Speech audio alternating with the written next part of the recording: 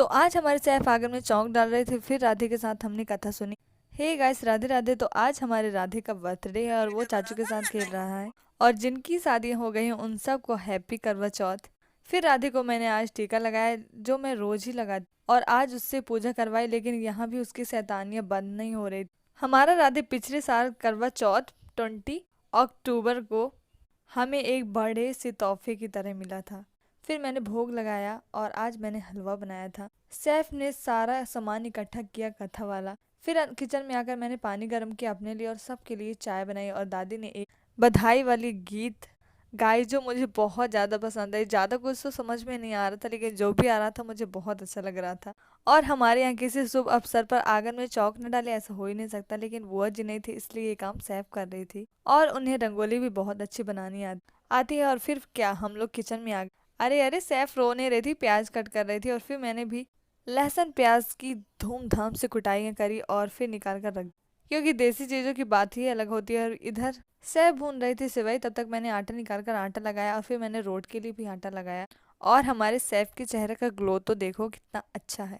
जो जो ये खाती हैं वो मैं भी खाती हूँ, लेकिन इनके चेहरे का ग्लो ही अलग है। फिर सैफ ने पंजेरी भूनी और भाभी ने भी थोड़ा सा हाथ लगाया। उनके हाथों की मेहंदी देखो, करवा चौथ है ना। फाइनली पंजेरी बनकर रेडी हुई और रोट। शाम को हम कुछ और करवाने वाले थे, इसलिए हमने आधा प्रसाद अलग और आधा अलग रखा। फिर सैफ ने छोले की तैयारियां करी और फिर मैंने फटाफट से पूरियां बेली। और हाँ, रोट भी मैंने ही बेला था और इतनी सुंदर सुंदर लग रहे थे ना। फिर पूरियां तैयार हुई और मैं अचानक से रेडी होने लगी, क्योंकि पापा जी नहीं थे तो मम्मी कथा में बैठने नहीं वाली थी और किचन का काम कुछ बाकी था। इसलिए सैफ ने मुझे कहा कि मैं बैठ जाऊं उसके साथ कथा में, क्योंकि राधे के बर्थडे की कथा होने वाली है और मेन तो वही है बैठने वाला। और फिर मैं तैयार होकर चली गई थी बैठने। सारी तैयारी सैफ ने कर दी थी और हमारे पंडित जी भी आकर बैठ गए थे। फिर हमने कथा स्टार्ट करी और जितना शांत दिखाई दे रहा था बैठने में, उतना बैठा नहीं था। फिर हमने आरती करी और फिर रक्षा सूत्र भी बंधवाया। मुझे अपनी कलाई पे बंधा हुआ रक्षा सूत्र बहुत अच्छा लगता है। और जब पंडित जी राधे को बांध रहे थे तो वो ऐसे ऐसे हाथ हिलाकर मस्ती कर रहा। ऐसे ही हंसते हंसाते मस्ती करते हमारी पूजा कथा हुई और फिर हमने दक्षिणा दिया।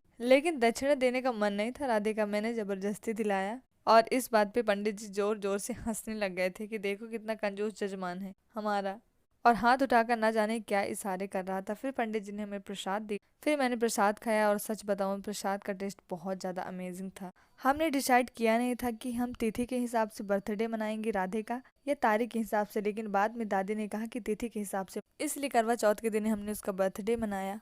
खाना सारा बनाया था। लड्डू गोपाल को मैंने भोग लगाया, लेकिन सबको हमने इनवाइट नहीं किया था। पंडित जी को खिलाया, उनके बच्चे के लिए पैक किया क्योंकि उनकी वाइफ का फास्ट था। मम्मी ने दान दक्षिणा की और फिर हम सबने भी खाना खाया। राधे राधे।